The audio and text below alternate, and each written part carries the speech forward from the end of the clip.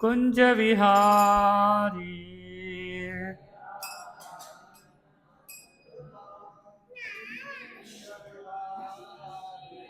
जय राधा माधवा कुंज विहारी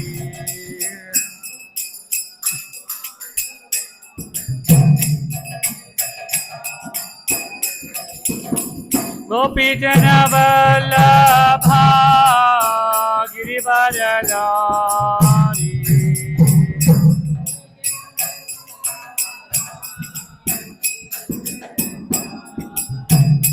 जय गोपी जन वल्लभा गिरिवरधारी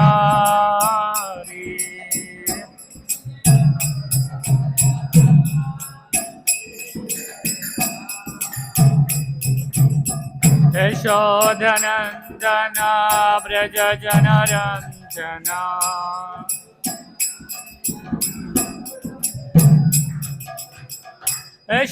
यशोधनन्दन व्रज जनरञ्जना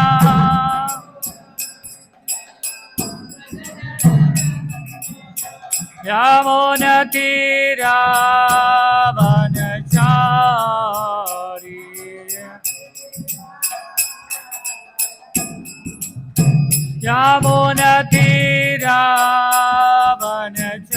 यमुनतीरावनचारी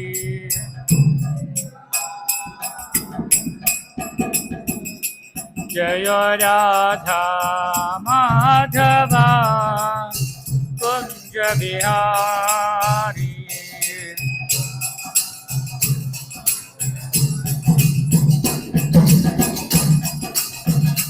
जय राधा माधवा कुंज विहारी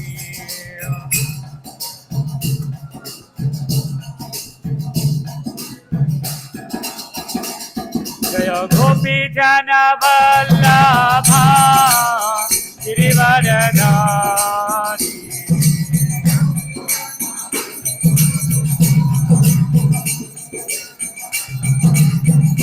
जय गोपी जन वल्लभा गिरिवरधारी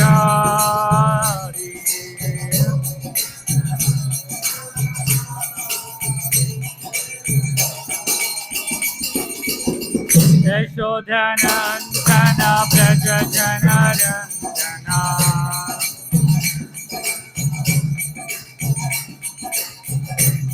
यशोधनन्दन व्रज जनरञ्जना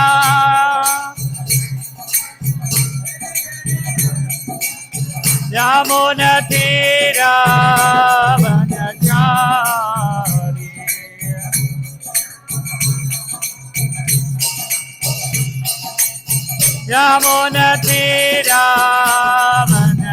यमुनतीरावनचारी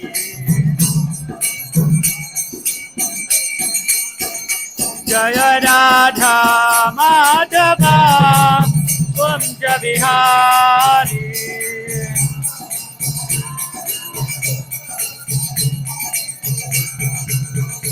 जय राधा माधवा कुंज विहारी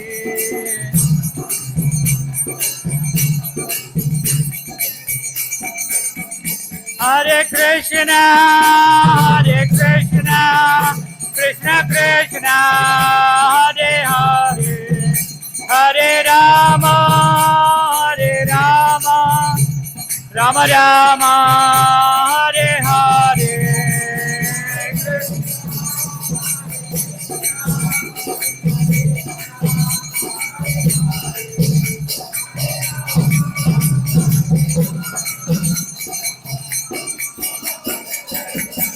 हरे Krishna Krishna Krishna Hare Hare Hare Ram Ram Ram Hare Hare Hare Krishna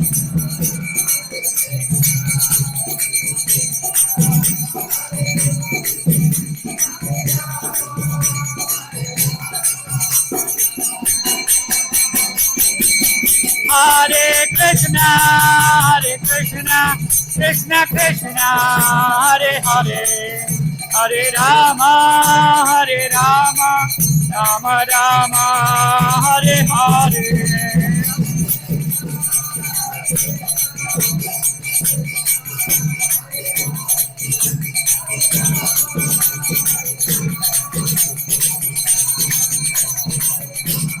Hare Krishna Krishna Krishna Hare Hare Hare Rama Rama Rama Hare Hare Hare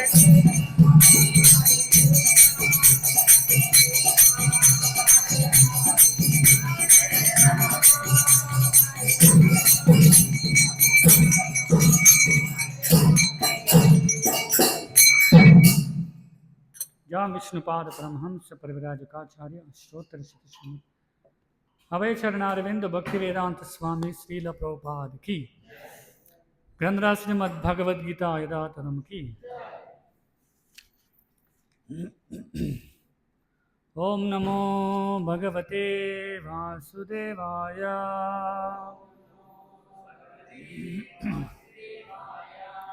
ओम नमो भगवते वासुदेवाय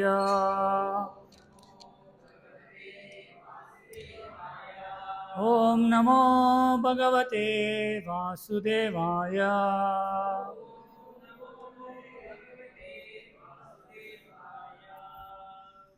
చదువుతున్నది భగవద్గీత యథాతథము 3వ అధ్యాయం పేరు కర్మయోగము 37వ శ్లోకం. ముందుగా పదవిచ్ఛేదనం చూద్దాం. శ్రీ భగవాన్ ఉవాచ కామః ఏషః క్రోధః ఏషః రజోగుణः సముద్భవః మహాశనః మహాపాప్మా విద్ధి ఏనం ఇహ వైరిణం. శ్రీ భగవానువాచ కామయేష క్రోధయేష రజోగుణసముద్భవః మహాశనో మహాపాప్మా విద్యేన మిహ వైరిణం. శ్రీ భగవానువాచ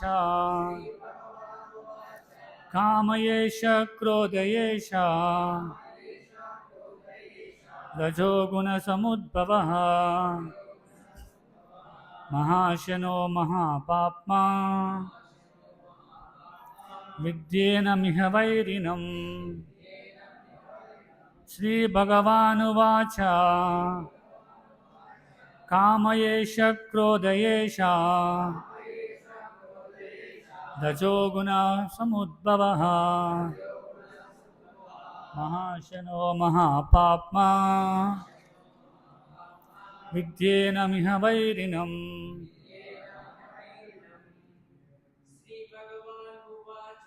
శ్రీ భగవానువాచ కామయేష క్రోధయేష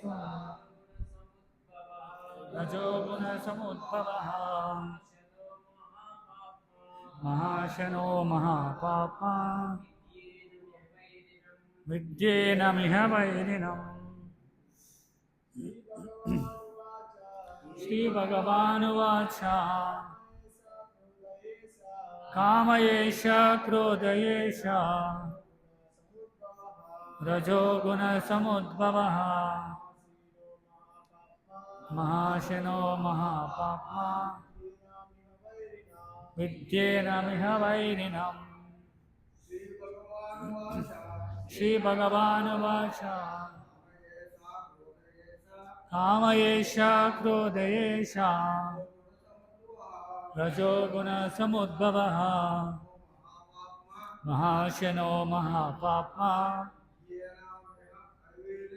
విద్యేన మిహ వైరిణం.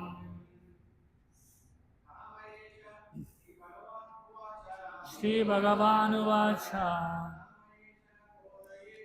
కామయేష క్రోధయేష రజోగుణ సముద్భవః మహాశనో మహాపాప్మా విద్యేనమిహ వైరిణం. మాతాజీ చౌరం చదువుతారా? శ్రీ భగవానువాచ కామయేష క్రోధయేష రజోగుణ సముద్భవః మహాశనో మహాపాప్మా విద్యేనమిహ వైరిణం. ప్రతిప్రార్థములు. శ్రీ భగవాను వాచ, శ్రీకృష్ణ భగవానుడు పలికెను. కామ కామము, ఏష ఇది, క్రోధ క్రోధము, ఏష ఇది, రజోగుణ రజోగుణము నుండి, సముద్భవ పుట్టినది, మహాశన కబలించేది, మహాపాప్మ మహాపాపపూర్ణమైనది, విద్ధి తెలుసుకోవలసింది, ఏనం ఇది, ఇహ ఈ భౌతిక జగత్తులో, వైరిణం మహాశత్రువు. భావము మరియు భాష్యము ఇచ్చినటువంటిది అభయచరణారవింద భక్తి వేదాంత స్వామి శ్రీల ప్రభుపాద్ ఇస్కాన్ సంస్థాపకాచార్య. భావము. శ్రీకృష్ణ భగవానుడు పలికెను, అర్జున, అది కేవలము కామమే. అది రజోగుణ సంపర్కం వలన పుట్టి తరువాత క్రోధముగా పరిణమిస్తుంది. అదే ఈ ప్రపంచమును కబలించే పాపమయ శత్రువు. భాష్యము. జీవుడు భౌతిక సృష్టి సంపర్కంలోకి వచ్చినప్పుడు అతని నిత్య కృష్ణ ప్రేమ రజోగుణ సాంగత్యంలో కామముగా మార్పు చెందుతుంది. ఇంకొక రకంగా చెప్పాలంటే పుల్లని చింతపండు సంపర్కంలో పాలు పెరుగుగా మారిపోయినట్లు భగవత్ ప్రేమ భావము కామముగా మారిపోతుంది. ఇక తిరిగి ఆ కామము సంతృప్తి చెందనప్పుడు కోపముగా మారుతుంది. కోపం మోహంగా మారుతుంది. మోహం భౌతిక అస్తిత్వాన్ని కొనసాగిస్తుంది. అందుకే కామము జీవునికి పరమశత్రువు. కేవలము కామమే పవిత్రుడైన జీవుడిని భౌతిక జగత్తులో బంధించబడి ఉండేటట్లు చేస్తుంది. కోపము తమోగుణ ప్రదర్శనము. ఈ గుణాలన్నీ కోపము ఇతర ప్రభావములుగా అవుతూ ఉంటాయి. అందుకే రజోగుణము తమో గుణంగా పతనం చెందడానికి బదులుగా నిర్దేశిత జీవన విధానము కర్మ ద్వారా సత్వగుణంగా వృద్ధి చెందితే మనిషి ఆధ్యాత్మిక సంపర్కం ద్వారా క్రోధ పతనము నుండి రక్షింపబడతాడు. భగవంతుడు తన నిత్య ఆధ్యాత్మిక వృద్ధి కొరకే స్వయముగా పలు రూపాలను విస్తరిస్తాడు. జీవులందరూ ఆ ఆధ్యాత్మిక ఆనందంలోని అంశాలు. వారికి కూడా పాక్షికమైన స్వాతంత్రము ఉన్నది. కానీ తమ స్వాతంత్ర దుర్వినియోగం ద్వారా సేవాభావం ఇంద్రియభోగం కోరికగా మారినప్పుడు వారు కాముకవశవుతారు. బద్ధజీవులు ఈ భౌతిక వాంఛను తీర్చుకోవడానికి సౌకర్యాన్ని కలిగించడానికే ఈ భౌతిక జగత్తు భగవంతునిచే సృష్టింపబడినది. ఆ సుదీర్ఘమైన కామ కలాపాలచే పూర్తిగా ఓడినప్పుడే జీవులు తమ నిజమైన స్థితిని గురించి విచారణ మొదలు పెడతారు. ఈ విచారణే వేదాంత సూత్రమునందు ఆరంభము. అందులో అదాతో బ్రహ్మ జిజ్ఞాస, మనిషి పరబ్రహ్మం గురించి విచారణ చేయాలి అని చెప్పబడినది. ఆ భగవానుడే శ్రీమద్ భాగవతంలో జన్మాదిశ్య యతో యాది తరతచ్చ, పరబ్రహ్మమే సమస్తానికి మూలము అని నిర్వచించబడ్డాడు. కనుక కామానికి మూలము కూడా భగవంతుడే. అందుకే ఒకవేళ కామం భగవత్ప్రేమగా మారితే, అంటే కృష్ణ భక్తి భావనలోకి మార్పు చెందితే, ఇంకో రకంగా చెప్పాలంటే ప్రతిదీ కృష్ణుని కొరకే కోరితే కామము క్రోధము రెండింటినీ ఆధ్యాత్మికంగా మార్చవచ్చు. శ్రీరాముని గొప్ప సేవకుడైన హనుమంతుడు రావణుని స్వర్గ నగరాన్ని కాల్చడం ద్వారా తన క్రోధాన్ని ప్రదర్శించాడు. కానీ ఆ విధంగా చేయడం ద్వారా అతడు గొప్ప భగవద్భక్తునిగానే అయ్యాడు. ఇక్కడ భగవద్గీతలో కూడా భగవానుడు తన ప్రీత్యర్థ్యము శత్రువులపై కోపం చూపమని అర్జునుడు ప్రేరేపిస్తున్నాడు. అందుకే కామాన్ని క్రోధాన్ని కృష్ణ భక్తి భావనలో వినియోగించినప్పుడు శత్రువులుగా అవ్వడానికి బదులుగా తన మిత్రులుగా అవుతాయి. ఓమజ్ఞానతిమిరాంధస్య జ్ఞానాంజనశలాకయ చక్షుర్మిలితం येन తస్మై శ్రీగురువే నమః. వందేహం శ్రీగురో శ్రీయుతపదకమలం శ్రీగురూన్ వైష్ణవాం చ శ్రీరూపం సాగ్రజాతం సహగణ రఘునాథాన్వితం తం సజీవం సాద్వైతం సావధూతం పరయన సహితం కృష్ణ చైతన్యదేవం శ్రీ రాధాకృష్ణ పాదాన్ సహగణ లలిత శ్రీ విశాఖాన్వితం చ. నమో ఓం విష్ణుపాదాయ కృష్ణ ప్రేష్టాయ భూతలే శ్రీమతే భక్తి వికాస స్వామి ఇతి నామనే. నమో ఓం విష్ణుపాదాయ కృష్ణ ప్రేష్టాయ భూతలే శ్రీమతే భక్తి వేదాంత స్వామి ఇతి నామనే. నమస్తే సారస్వతే దేవే గౌరవాణి ప్రచారిణే నిర్విశేష శూన్యవాది పాశ్చాత్య దేశతారిణి. జై శ్రీకృష్ణ చైతన్య ప్రభు నిత్యానంద శ్రీ అద్వైత గదాధర శ్రీవాసాది గౌర భక్త బృంద. హరే కృష్ణ కృష్ణ కృష్ణ హరే హరే హరే రామ రామ రామ హరే హరే. ఆదివారం సత్సంగానికి మీ అందరికీ ఆహ్వానం. ఇక్కడికి వచ్చేసినందుకు అందరికీ ధన్యవాదములు. ఈరోజు మనం చర్చించుకోబోయే భగవద్గీతలో చర్చించుకోబోయే అంశం కామము మరియు క్రోధము. ఇది భగవద్గీత 3వ అధ్యాయం. అధ్యాయం పేరు కర్మయోగం. కర్మయోగం అంటే మనం చేసేటటువంటి పని ఏదైతే ఉందో అది భగవంతుడితో అనుసంధానం చేయడం. కర్మయోగము. యోగము అంటే ప్లస్ అంటే కలపడం, అనుసంధానం చేయడం. కర్మని అనుసంధానం చేయడం ఎవరితో? భగవంతుడితో అనుసంధానం చేయడం. కాబట్టి ఈ అధ్యాయంలో కృష్ణుడు మన యొక్క కర్మలను ఏ విధంగా భగవంతుడితో అనుసంధానం చేయొచ్చు అనే విషయాన్ని వివరిస్తుంటాడు అన్నమాట. ముఖ్యంగా ఈరోజు శ్లోకంలో చూస్తే కామయేష క్రోధయేష రజోగుణ సముద్భవ మహాశనో మహాపాప్మ విద్యేన మిహ వైరిణం. శ్రీకృష్ణ భగవానుడు పలికాడు, అర్జున అది కేవలము కామమే. అది రజోగుణ సంపర్కం వలన పుట్టి తర్వాత క్రోధంగా పరిణమిస్తుంది. అదే ఈ ప్రపంచమును కబలించే పాపమయ శత్రువు. అది అంటున్నారు. అంటే ఏంటి అంటే పాపము. మనం 37వ శ్లోకం చర్చిస్తున్నాం. 36వ శ్లోకంలో అర్జునుడు కృష్ణుని ప్రశ్నిస్తున్నాడు. ఏమని? అర్జునో వాచ. అర్జునుడు ప్రశ్నిస్తున్నాడు, అతక్కేన ప్రయోక్తోయం పాపం చరతి పురుష అనిచ్చన్నపి వార్ష్ణేయ బలాదివ నియోజిత. ఏమడుగుతున్నాడు చూడండి. అతక్కేన ప్రయోక్తోయం పాపం చరతి పురుష అంటే ఇష్టం లేకపోయినా కూడా ఒక వ్యక్తి పాపంలో నిమగ్నం అవ్వడం గల కారణాలు ఏమిటి? ఈ శ్లోకంలో అదే అడుగుతున్నాడు. అర్జునుడు పలికాడు, ఓ వృష్టివంశ సంజాతుడా, వృష్టివంశీయుడా, ఇష్టం లేకపోయినా బలవంతంగా నియోగించినట్లు మనిషి దేని చేత పాపకరణంలో ప్రేరేపించబడుతున్నాడు? దేని చేత అని అడుగుతున్నాడు. అంటే ఒక వ్యక్తి ఎందుకు కావాలనుకోకపోయినా, అంటే చేయాలని అనుకోకపోయినా కూడా పాప ప్రవృత్తుల్లో ఎందుకు నెలకొని ఉంటాడు అని అడుగుతాడు. అందుకని మనం చూస్తే అతక్కేనా అంటే అయితే అంటే అర్జునుడు అడుగుతున్నాడు, అయితే మరి ఎందుకు ఒక వ్యక్తి కావాలనుకోకపోయినా, ఇష్టం లేకపోయినా, ఎవరో బలవంతంగా నెట్టివేస్తున్నట్టుగా ఒక వ్యక్తి ఎందుకు పాపమయ్యే జీవితంలో పాపాలు చేయడానికి సిద్ధపడతాడు అని అడుగుతున్నాడు. అయితే అంటే మళ్ళీ దాని గురించి తెలియాలంటే దాని ముందు శ్లోకం గురించి చర్చించాలి. ముందు శ్లోకం 35వ శ్లోకంలో 36వ శ్లోకంలో అర్జునుడు ప్రశ్నిస్తున్నాడు. 35వ శ్లోకంలో కృష్ణుడు చెప్తున్నాడు ఏంటి? శ్రేయాన్ స్వధర్మో విఘ్నః పరధర్మాత్ స్వనిష్ఠితాత్ స్వధర్మే నిధనం శ్రేయ పరధర్మో భయావహః. ఆ శ్లోకంలో కృష్ణుడు చెప్తున్నాడు ఏంటి? వేరొకరి ధర్మాలను పరిపూర్ణంగా నిర్వహించడం కంటే దోషముతోనైనా స్వధర్మాలను నేర్చుకోవడం ఉత్తమము. ఇతరుల ధర్మాలను అనుకొనడం కంటే స్వధర్మ నిర్వహణ నాశనం మంచిది. ఎందుకంటే ఇతరుల మార్గం అనుసరించడం ప్రమాదకరమైంది. ఏం చెప్తున్నాడు? ఎందుకంటే ఇక్కడ అర్జునుడు యుద్ధం చేయను, నేను భిక్షం ఎత్తుకుంటా అని చెప్తున్నాడు కృష్ణుడికి. రకరకాల కారణాలు చెప్పాడు. మనం 1-2 అధ్యాయాలు చూడొచ్చు. ముఖ్యంగా 1వ అధ్యాయంలో చూడొచ్చు కదా. రథం స్థాపితమేచ్యుత అని చెప్పాడు. అర్జునుడు కృష్ణుడిని ఇరుసేనల మధ్య రథాన్ని ఆపి ఉంచని చెప్తాడు. ఆపి ఉంచిన తర్వాత ఏం చేస్తాడు?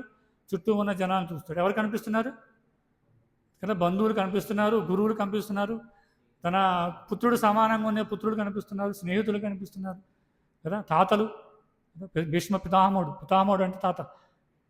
ఇలా ఎంతోమంది ఆయన స్వజనులు కనిపిస్తున్నారు.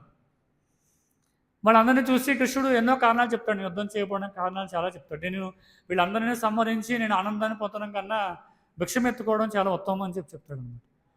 కాబట్టి అందుకని కృష్ణుడు ఇక్కడ ఏం చెప్తాడంటే అది నీ స్వధర్మం కాదు. అర్జునుడు ఎవరు? క్షత్రియుడు. క్షత్రుడి యొక్క ధర్మం ఏంటి? యుద్ధం చేయడం కదా. క్షాత్రం అంటే జనాలని క్షాత్రము అంటే ఏదైతే దుఃఖాలు ఉన్నాయో ఆ దుఃఖాల నుంచి జనాన్ని రక్షించాలి. అది క్షత్రియుని యొక్క ధర్మం. కానీ ఆ ధర్మాన్ని వదిలేసి నేనేమంటున్నాడు, ఒక బ్రాహ్మణులాగా భిక్షమెత్తుకుంటానని చెప్తున్నాడు.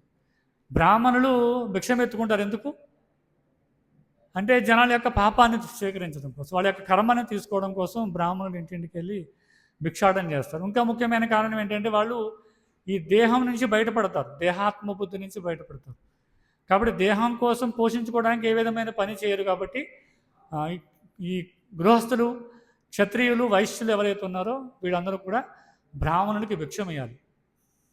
కాబట్టి భిక్షం ఎవరు వేస్తారంటే క్షత్రియులు వేయాలి, తర్వాత వైశ్యులు వేయాలి. బ్రాహ్మణులు సన్యాసులు భిక్షం వేసే పరిస్థితులు ఉండరు. బ్రాహ్మణులకి భిక్షం వేస్తారు ఎవరికి అంటే సాటి బ్రాహ్మణులకి ఇస్తారు. ఏదైతే వాళ్ళకి యజ్ఞం చేయడం ద్వారా, రకరకాల క్రతువులు చేయడం ద్వారా ఏదైతే ధనం వస్తుందో వాళ్ళు ఉంచుకుని మిగతా ఎక్కువ ఏదైతే ఉందో దాన్ని మిగతా బ్రాహ్మణులకు పంచుతారు. కాబట్టి ఎక్కువగా భిక్ష వేయాల్సింది, దానం ఇవ్వాల్సింది ఎవరు అంటే క్షత్రియులు, వైశ్యులు, ముఖ్యంగా గృహస్థులు. కాబట్టి ఇది ఎవరి ధర్మం? బ్రాహ్మణుని ధర్మం. అంటే అన్నింటినీ త్యజించి ఈ శరీర పోషణ కోసం ఏదైతే నాకు ఈరోజు భిక్షంగా లభిస్తుందో, ఏదైతే దానంగా వస్తుందో దాన్ని తీసుకుని సంతృప్తిపడడం అనేది బ్రాహ్మణుని లక్షణం. కానీ ఇక్కడ అర్జునుడు ఎవరు? క్షత్రియుడు. కాబట్టి క్షత్రియుడుగా ఉన్నటువంటి అర్జునుడిని భిక్షమెత్తుకుంటా అని చెప్తున్నాడు. కాబట్టి అందుకని కృష్ణుడు ఏం చెప్తున్నాడు ఇక్కడ, వేరొక ధర్మాన్ని పరిపూర్ణంగా నిర్వహించడం కంటే దోషంతోనైనా స్వధర్మాన్ని నెరవేర్చడం ఉత్తమం అని చెప్తున్నాడు. ఇప్పుడు వేరే ధర్మాన్ని తీసుకుని దాంట్లో పరిపూర్ణ సాధించినా కూడా దాంట్లో ఉత్తమమైన గతి రాదట. ఎవరు? ఎందుకంటే ఈ త్రిగుణాలకు లోబడి ఒక వ్యక్తి సత్వగుణము, రజోగుణము, తమో గుణం అనే త్రిగుణాలకు లోబడి ఒక వ్యక్తి రకరకాల ప్రక్రియలలో పాల్గొంటాడు వాళ్ళ యొక్క గుణానికి అనుసంధానంగా. కాబట్టి మనం ఈ మహాభారతంలో ఒక ఉదాహరణ చూసినట్లయితే పాండవులందరూ కూడా ఈ పాచికలు ఆడి ఓడిపోయి కదా అరణ్యవాసానికి వెళ్తారు. వెళ్ళిన తర్వాత వాళ్ళు ఎలా ఉంటారు అంటే సాధారణ దుస్తులో ఒక బ్రాహ్మణ స్థాయిలో చాలా సింపుల్గా నివసిస్తారు తప్ప క్షత్రియుల్లో ఉండరు కదా. ఎందుకు అంటే వాళ్ళు ఉండే ప్రదేశం అలాంటిది. కానీ వాళ్ళ గుణం ఏంటి? క్షత్రియ గుణం. కాబట్టి అలా అడవులకు వెళ్ళిన తర్వాత కూడా వాళ్ళు యుద్ధంలో పాల్గొనాల్సిన అవసరం వచ్చింది. చేశారు, యుద్ధం చేశారు. వాళ్ళ కోసం కాకపోయినా తన మిత్రుడి కోసం చేశారు. ఎందుకు అంటే వాళ్ళ లక్షణం అది. నేను ఏదో అడవులకు వెళ్ళిపోయాను కాబట్టి అన్నీ త్యజిస్తాను, నేను సన్యాసిని అయిపోయానంటే కుదరదు. ఎందుకంటే వాళ్ళ గుణం ఏంటంటే క్షత్రియ గుణం, యుద్ధం చేసే గుణం. కాబట్టి దాని నుంచి ఎవరు బయటపడలేరు అన్నమాట. కాబట్టి అందుకని ఏం చెప్తున్నారు,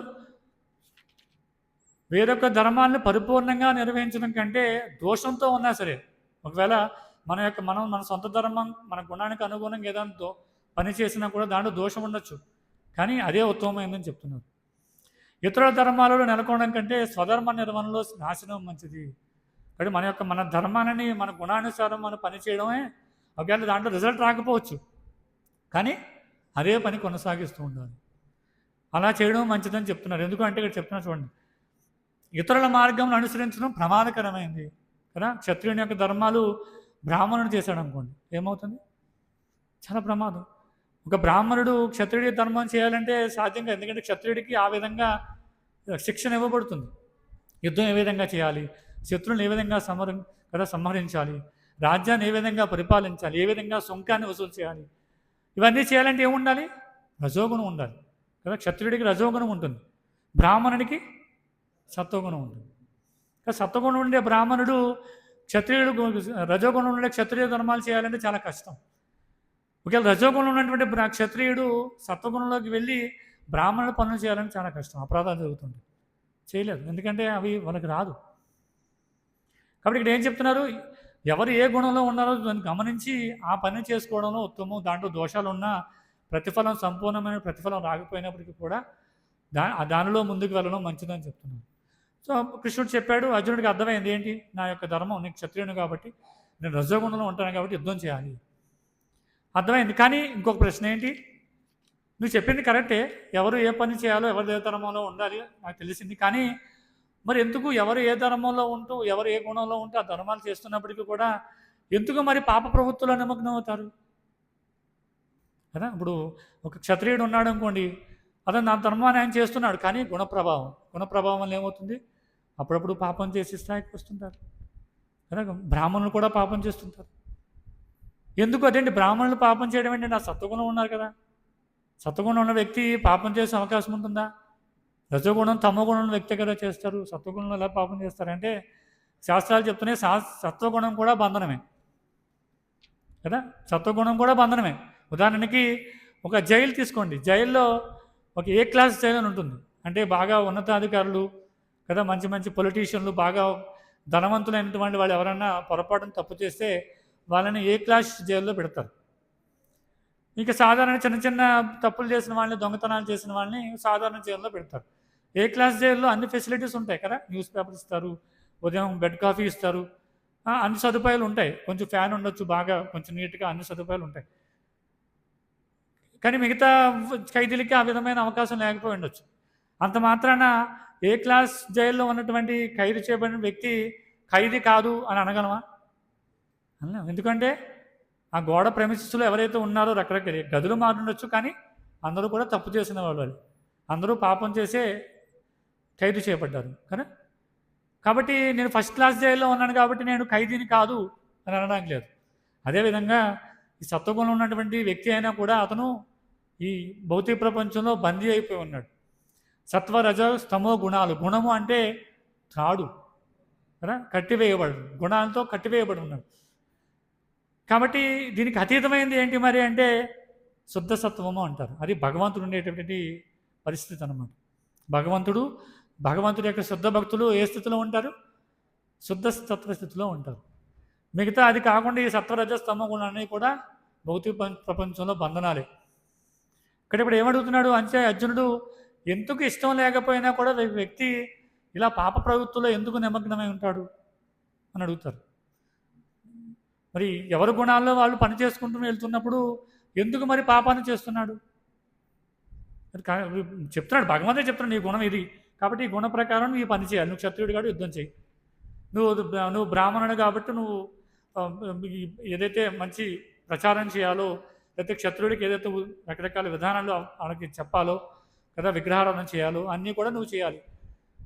ఎవరి గుణము సంబంధించి వాళ్ళు పనులు చేసుకుంటూ వెళ్తున్నారు, బాగానే ఉంది. మరి ఎందుకు ఇంకా పాపం చేస్తున్నారు అయినా కూడా కదా? ఎందుకు పాపం చేస్తున్నప్పుడు అర్జునుడు యుద్ధం చేయబడడం గల కారణం ఏంటి? పాపం వస్తుంది, మొట్టమొదటి రీజన్ కదా. మొట్టమొదటి యొక్క కారణం ఏంటి? నేను ఎంతమందిని సంహరిస్తే నాకు పాపం వస్తుంది అంటే ముందు ఏమనుకున్నాడు? నా శరీరంతో గుర్తించుకున్నాడు. నాకు ఏమని, నేను ఈ శరీరాన్ని అని గుర్తించుకుని ఆత్మ అనే విషయాన్ని, ఆత్మజ్ఞానాన్ని మర్చిపోయి ఏం చేశాడు? నేను ఈ శరీరంగా గుర్తించుకుని మరి నాకు ఇది ఇంతమందిని సంహరిస్తే నాకు పాపం వస్తుంది కదా. దేనికి వస్తుంది పాపం? శరీరాన్ని చూసుకుని వస్తుంది. తర్వాత ఏం చేశాడు? నా స్వజనులను చంపడం కదా. ఇది ఏదైతే దేహాత్మ బుద్ధి ఉందో అది ఎక్స్పాండ్ అయింది. ఎలాగా? కుటుంబ సభ్యులతో. తర్వాత ఏమవుతుంది? సమాజంలో ఉన్న స్త్రీలందరూ కూడా వితంతులు అవుతారు కదా. వాళ్ళని మిగతా పురుషులందరూ కూడా వేధిస్తుంటారు కదా. ఆ విధంగా అవాంఛిత సంతానం పెంపొందుతుంది. ఇలా ఏం చేశాడు? ఈయన యొక్క దేహాత్మ బుద్ధిని పెంపొందించాడు. అలా కుటుంబము, సమాజము, దేశము అలా పెంపొందించాడు. కాబట్టి ఇక్కడ అదే అడుగుతున్నాడు, ఎందుకు మరి పాపం ఎందుకు చేయాల్సి వస్తుంది అని అడుగుతాడు. అందుకే దీని భాషలో వివరిస్తున్నారు. భగవదంశగా జీవుడు మొదట్లో ఆధ్యాత్మికుడు, పవిత్రుడు, సమస్త భౌతిక కల్మషాల నుండి ముక్తుడు అయి ఉంటాడు. కనుక స్వభావరీత్యా అతడు భౌతిక జగత్తు పాపాలను లోను కాకూడదు. కానీ ప్రకృతి సంపర్కంలోకి రాగానే అతడు ఎటువంటి సంకోచం లేకుండా ఒక్కొక్కప్పుడు తన ఇష్టానికి విరుద్ధంగా అనేక పాపాలు చేస్తాడు. ముఖ్యమైన కారణం ఇది. ఏం చేస్తాడట? సాధారణంగా జీవులందరూ కూడా ఈ సత్వ రజస్తమో గుణాలకి లోబడి ఉండాల్సిన వ్యక్తులు కాదు. మొట్టమొదటి విషయం, జీవులు ఎవరు కూడా ఈ భౌతిక ప్రపంచంలో బందీలై ఉండవలసిన వ్యక్తులు కాదు. ఇది సహజ స్థితి, జీవి యొక్క సహజ స్థితి. మనందరూ ఈ భౌతిక ప్రపంచంలో ఇలా ఈ భౌతిక ప్రపంచానికి లంకివేయబడి ఈ త్రిగుణానికి లోబడి పడి మనం పాపాలు చేస్తూ, పుణ్యాలు చేస్తూ, ధర్మం అధర్మం ఇలా ఉండాల్సిన పరిస్థితి కాదు మనందరి యొక్క పరిస్థితి ఏమిటి అంటే, మొట్టమొదటిగా జీవేర స్వరూపాయ కృష్ణేర నిత్యదాస. మనందరి యొక్క నిజమైన స్థితి ఏంటంటే భగవద్ధామంలో, అంటే గోలోక బృందావనంలో, వైకుంఠంలో ఉంటూ భగవంతుడి యొక్క సాన్నిధ్యాన్ని పొందుతూ భగవత్ సేవలో నిమగ్నం అవుతూ పరిపూర్ణమైన ఆనందాన్ని పొందడం. సచ్చిత్ ఆనంద విగ్రహ అంటారు. అంటే పరిపూర్ణమైనటువంటి స్థితి, అంటే శాశ్వతమైనటువంటి స్థితి, తర్వాత పరిపూర్ణమైనటువంటి జ్ఞానము, తర్వాత దివ్యానందము, పరిపూర్ణమైనటువంటి ఆనందాన్ని పొందడము జీవి యొక్క నిజమైన స్థితి. ఎందుకు అంటే అది భగవంతుడిలో ఉంది కదా. భగవంతుడు ఎవరు? సచ్చిదానంద విగ్రహ కదా. ఈశ్వర పరమకృష్ణ సచ్చిత్ ఆనంద విగ్రహ అనాదిరాది గోవింద సర్వకారణ కారణం అని చెప్తున్నారు. బ్రహ్మదేవుడు సూచిస్తాడు బ్రహ్మ సంహితలో. అంటే భగవంతుడు ఎవరంట? ఈశ్వర. ఈశ్వర సచ్చిదానంద విగ్రహ. ఈశ్వర పరమకృష్ణ, పరమకృష్ణుడు. ఈశ్వర పరమ అంటే పరమ ఈశ్వరుడు ఎవరు? మనకి ఈశ్వరుడు తెలిసి ఎవరు? శివుడు, భౌతిక ప్రపంచానికి శాసించేవాడు. మరి పరమేశ్వరుడు ఎవరు అంటే కృష్ణుడు. ఈశ్వర పరమకృష్ణ, పరమ ఈశ్వరుడు ఎవరు అంటే కృష్ణుడు. సచ్చిత్ ఆనంద విగ్రహ. సచ్చిత్ ఆనంద అంటే సత్ అంటే శాశ్వతమైన ఉనికి గలవాడు కదా. చిత్ అంటే పరిపూర్ణమైనటువంటి జ్ఞానం కలిగినవాడు. ఆనంద సచ్చిత్ ఆనంద. ఆనంద అంటే పరిపూర్ణమైనటువంటి ఆనందాన్ని కలిగినటువంటి వాడు ఎవరు? భగవంతుడు. కాబట్టి అలాంటి భగవంతుడి యొక్క సాంగత్యంలో, భగవంతుడి యొక్క ధామంలో మనం కూడా నివసిస్తూ అలాంటి లక్షణాలను మనం కూడా పొంది దివ్యమైన ఆనందాన్ని పొందే స్థితి మనది. కానీ ఇక్కడేం జరిగింది? కొంచెం సూక్ష్మమైనటువంటి కోరిక కలిగింది. ఏంటి? భగవంతుడే ఎందుకు భోగించాలి కదా. భగవంతుడు చెప్తున్నాడు భోగేశ్వర్య ప్రసక్తానం కదా. అన్ని యజ్ఞాలకి భోక్త ఎవరు అంటే భోక్తారాం యజ్ఞ తపసాం సర్వలోక మహేశ్వరం. కృష్ణుడు ఏం చెప్తున్నాడు? భోక్తారాం యజ్ఞ తపసాం సర్వలోక మహేశ్వరం. అన్ని లోకాలకి ఈశ్వరుడు ఎవరు? కృష్ణుడు. భోక్తారాం యజ్ఞ తపసాం అన్ని యజ్ఞాలకి తపస్సులకి భోక్త. భోక్త అంటే భోగించేవాడు. భోగించేవాడు ఎవరు అంటే కృష్ణుడు. కాబట్టి అలాంటి పరిస్థితి నుంచి మనం అందరూ ఏం చేసాము? ఎందుకు కృష్ణుడే ఎందుకు భోగించాలి? ఈశ్వరోమ్మ అహం భోగి అంటారు. అంటే నేనే ఎందుకు భోగించకూడదు? ఇది ఒక జీవి యొక్క సూక్ష్మమైన కోరిక అనమాట. ఈశ్వరో అహం అంటే నేను ఈశ్వరుణ్ణి, నేను నియంత్రించేవాడిని.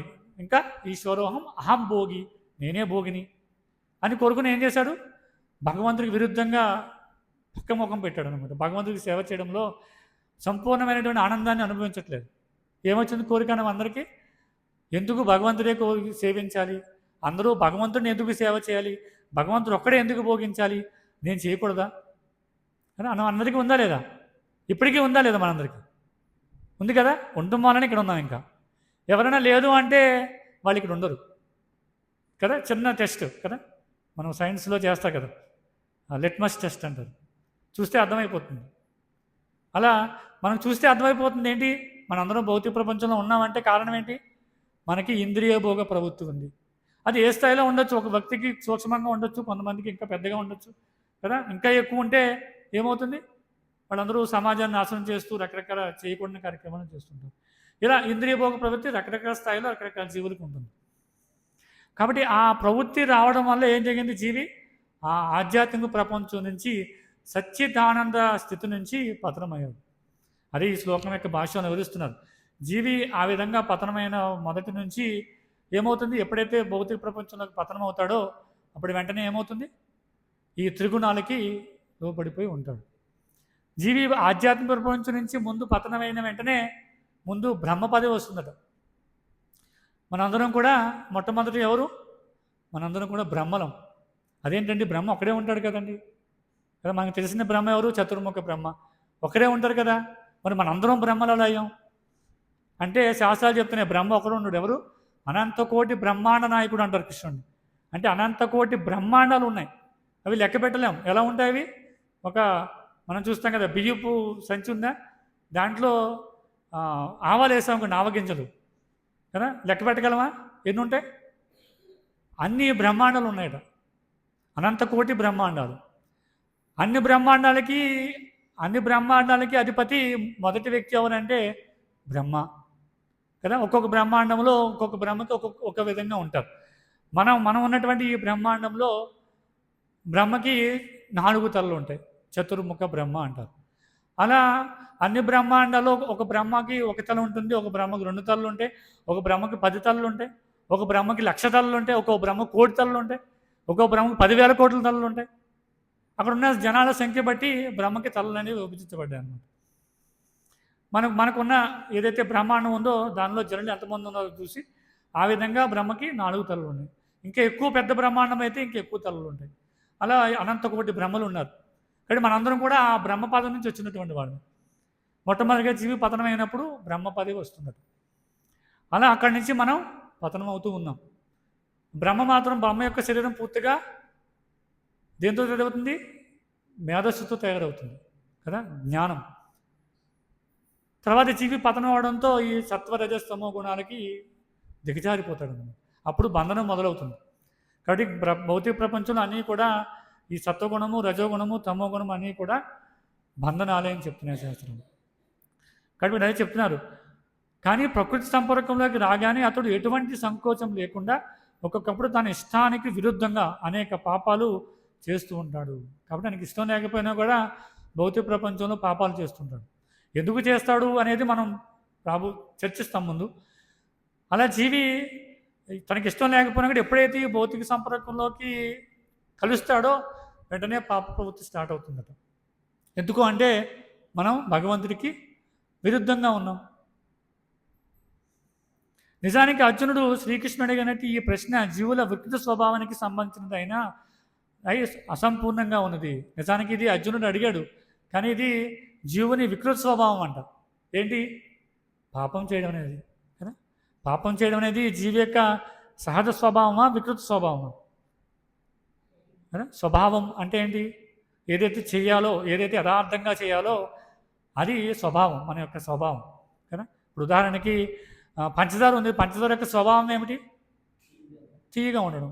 అది పుల్లగా ఉందాం ఏమంటాం? వికృతిగా ఉంది కదా. అది స్వభావం, అది తీపిగా లేదు కాబట్టి దాన్ని పంచదార అనలేం, అవునా కదా. కదా. నిమ్మకాయ పుల్లుగా ఉంటుంది. అది చేదుగా ఉందాం ఏమంటాం? ఇదేంటి నిమ్మకాయలే లేదు, ఇదేమో కాకరకాయలో ఉంది అంటారు. అంటే దాని లక్షణం పోయింది. అదేవిధంగా జీవి యొక్క సహజ స్వభావం ఏంటి అంటే భగవంతుడికి సేవ చేయడం. జీవి యొక్క సహజ స్వభావం ఏంటంటే నేను ఎవరైనా తెలుసుకోవడం మొట్టమొదటి. అందుకే ఈ శ్లోకం యొక్క మొదట్లో వివరించారు ఏంటి? అధాతో బ్రహ్మ జిజ్ఞాస అంటే నేను ఎవరు, భగవంతుడు ఎవరు, ఈ భౌతిక సృష్టి ఎందుకు ఉంది కదా, రకరకాల దేవతలు ఎందుకు ఉన్నారు, భగవంతుడికి నాకు మధ్య ఉన్న సంబంధం ఏమిటి, ఏ విధంగా నేను ఈ భౌతిక ప్రపంచం నుంచి బయటపడగలను, ఏ విధంగా నేను ఈ జన్మ మృత్యు జరావ్యాధి చక్రం నుంచి బయటకు వెళ్ళగలను, ఇలా ఆలోచించడాన్నే మానవ జీవితం యొక్క లక్ష్యం అనమాట. అందుకే అధాతో బ్రహ్మ జిజ్ఞాస, జీవస్య తత్వ జిజ్ఞాసను కూడా అంటారు, శాస్త్రాలు చెప్తున్నాయి. అధాతో బ్రహ్మ జిజ్ఞాస అంటే నేను ఎవరు అని చెప్తారు. శాస్త్రం అంటే వేదాంత సూత్రాల యొక్క ఆరంభం ఏంటంటే దీంతోనే మొదలవుతుంది అనమాట. వేదాంత సూత్రాల యొక్క ఆరంభం అధాతో బ్రహ్మ జిజ్ఞాస అనే వాక్యంతో మొదలవుతుంది. అంటే నేను ఎవరని తెలుసుకోవడం. కాబట్టి మొట్టమొదటిగా నేను ఎవరని ఎలా తెలుసుకోవాలంటే ముందు భగవద్గీత చదవాలి. భగవద్గీత మొదటి 2 అధ్యాయాల్లో కృష్ణుడు భగవంతుడికి అదే చెప్తున్నాడు. ఏంటి? నువ్వు శరీరం కాదు ఆత్మ అనే విషయాన్ని. కాబట్టి మనమందరం ఎవరు అంటే శరీరం కాదు, ఎవరు? ఆత్మ. కాబట్టి మొట్టమొదటిగా ఆధ్యాత్మిక విషయంలో, ఆధ్యాత్మిక సాధనలో, భగవద్ధామం చేరుకునే క్రమంలో మొట్టమొదటి స్టెప్ ఏంటంటే నేను ఈ శరీరం కాదు ఆత్మ అని తెలుసుకోవడం. కాబట్టి ఈ విషయం తెలుసుకోకుండా ఎవరు ఆధ్యాత్మికంగా ఒక్క మెట్టు కూడా ముందుకు వెళ్ళారనమాట. అందుకే భగవంతుడు భగవద్గీతలో మొట్టమొదటిగా ఇదే చెప్తున్నాడు. కానీ ఆత్మ యొక్క స్థితి ఏంటి, ఆత్మ ఏ విధంగా ఉంటుంది, ఆత్మ యొక్క లక్షణాలు ఏమిటి, కానీ ఇవన్నీ వివరిస్తున్నాడు భగవంతుడికి భగవద్గీతలో. ఎందుకు అలా వివరించాడంటే ముందు జీవి ఈ శరీర భావం నుంచి బయటపడాలి, ముందు నేను ఈ శరీరం కాదు ఆత్మ అని తెలుసుకోవాలి, అప్పుడు ఆధ్యాత్మికంగా ముందుకు వెళ్తాడనే విషయం తెలుసు అనమాట. కాబట్టి ఎవరైనా ఆధ్యాత్మికంగా ముందుకు వెళ్ళాలంటే ముందు ఏం చేయాలి? నేను ఈ శరీరం కాదు ఆత్మ అనే విషయం తెలుసుకోవాలి. అదే కదా అర్జునుడు నేను శరీరంతో గుర్తించుకునే ఆత్మ విషయాన్ని మర్చిపోయి శరీరంతో గుర్తించుకునే రకరకాల కారణాలు చెప్తున్నాడు. నేను యుద్ధం చేయను ఇది కారణం, అర్థం చేయను అది కారణం, రకరకాల కారణాలు చెప్తున్నాడు. కాబట్టి మొట్టమొదటి విషయం ఏంటంటే నేను శరీరం కాదు ఆత్మ అనే విషయం తెలుసుకోవడం. కాబట్టి ఈ జీవి పాప ప్రవృత్తిలో నిమగ్నం అనేది అది సహజమైన ప్రవృత్తి కాదు, అది వికృత చేష్టం అన్నమాట, వికృత స్వభావం. అందుకే శాస్త్రాలు ఏం చెప్తున్నాయి? జీవి యొక్క సహజ స్వభావం ఏంటి? జీవేర స్వరూపహయ. స్వరూప అంటే నిజమైన స్థితి, నిజమైన రూపం ఏంటి? కృష్ణ నిత్యదాస, భగవంతుడికి నిత్యదాసుడిగా ఉండడము, 24 గంటలు భగవత్ సేవలో నిమగ్నం అవ్వడం అనేది జీవి యొక్క సహజ స్థితి. కానీ అది కాకుండా ఈ పాప ప్రవృత్తిలో నిమగ్నం అవడం అనేది ఇది వికృత ప్రతిబింబం అనమాట. కదా. ఏదైతే మనం భౌతిక ప్రపంచంలోకి వచ్చామో అది వికృతం, అది నిజమైన స్థితి కాదు. నిజమైన స్థితి ఏంటి అంటే మనం భగవద్ధామంలో ఉండడం. ఉదాహరణకి ఒక కాలువ గొట్టున ఒక వృక్షం చూడండి. వృక్షం ఎలా కనిపిస్తుంది మనం నీటిలోకి చూస్తే? రివర్స్లో కనిపిస్తుంది కదా. ఏవి వేళ్ళేమో పైకి వెళ్తాయి, కొమ్మలు, ఫ్రూట్స్, ఫలాలు అవన్నీ కూడా కిందకి కనిపిస్తుంది. అది నిజమా? మనం ఏదైతే కాలువలో చూస్తున్నామో ఆ వృక్షాన్ని, తలకిందులుగా ఉన్నటువంటి వృక్షాన్ని, అది నిజమా? కాదు. అలాగే మనం ఏదైతే ఇప్పుడు మనం చూసుకుంటున్నామో, రకరకాల జీవులను మనం చూస్తున్నామో, మనం ఏదైతే రకరకాల పనుల్లో నిమగ్నం అవుతున్నామో అదంతా నిజమా? కాదు కదా. ఒక జీవి, కొంతమంది వ్యక్తులు నైట్ నిద్రపోతూ కళ్ళగా అంటుంటారు కదా. కళలో ఏదో వస్తుంది, ఏదో సింహం మీద పడిపోతున్నట్టు, ఏదో ₹1,00,00,000 లాటరీ దొరికినట్టు ఏదో వస్తుంది కదా. అది నిజమా? ఆ సమయానికి నిజమే. ఎప్పుడు? మనం నిద్రపోతున్నప్పుడు. ఉదయం మెలుకున్నట్టు ఏమవుతుంది? అది నిజం కాదనిపిస్తుంది కదా. నిజం కాదు. కొంతమంది పగలు కూడా కలలుగా అంటారు కదా. ఏది? నేను చాలా సంపాదించాలి, చాలా కష్టపడాలి, మంచి మంచి స్థాయిలో నిలబడాలి కదా, ప్రమోషన్ రావాలి, ఇవన్నీ చేస్తాం. నిద్రపోయాక ఇవన్నీ మర్చిపోతాం. నిద్రపోయాక అది నిజమేనా? కాదు, అది అబద్ధం కదా. పడుకున్నప్పుడేమో పగటి సమయంలో ఉండేది నిజం కాదు, నిద్రపోయాక పగలు తిరుగుతున్నప్పుడు రాత్రి ఉన్నది నిజం కాదు. మరి ఏది నిజం? ఏది నిజం అంటే ఏదైతే మనకి ఆత్మజ్ఞానం ఉందో, ఆత్మతః మనం ఏదైతే చేస్తున్నామో అది నిద్రపోయినా మెలకువగా ఉన్నా ఎప్పుడూ కూడా అది నిజం. అందుకే భగవద్గీతలో ఏం చెప్తారంటే, ఒక భౌతికమైన వ్యక్తి నిద్రపోతున్న సమయం ఆధ్యాత్మికతకి మెలకువగా ఉన్నటువంటి సమయం అనమాట. అంటే ఆధ్యాత్మిక వ్యక్తి ఎప్పుడు నిద్రపోడు అనమాట. ఆయన ఎప్పుడు కృష్ణ చైతన్యంలో ఉంటాడు. ఎప్పుడు నిద్రపోయినా మెలకువగా ఉన్న ఏం జరిగినా కూడా ఆయన ఎప్పుడు కూడా ఆధ్యాత్మిక చింతనలోనే ఉంటాడు. అది ఎప్పుడు నిజమే. అబద్ధం ఏంటి అంటే, ఎప్పుడైతే కృష్ణుని మర్చిపోతామో, కృష్ణుని మర్చిపోయి నిద్రపోతామో కదా, కృష్ణుని మర్చిపోయిన ప్రతి సెకండ్ కూడా నిద్రపోవడమేనంట. అప్పుడు జనులు పగలు నిద్రపోతున్నారా, రాత్రి నిద్రపోతున్నారు? చెప్పండి. మనం అందరం నిద్రపోతున్నాం కదా. ఎప్పుడు నిద్రపోతున్నాం? పగలు నిద్రపోతున్నామా, రాత్రి నిద్రపోతున్నాం? రోజు మొత్తం నిద్రపోతున్నాం కదా.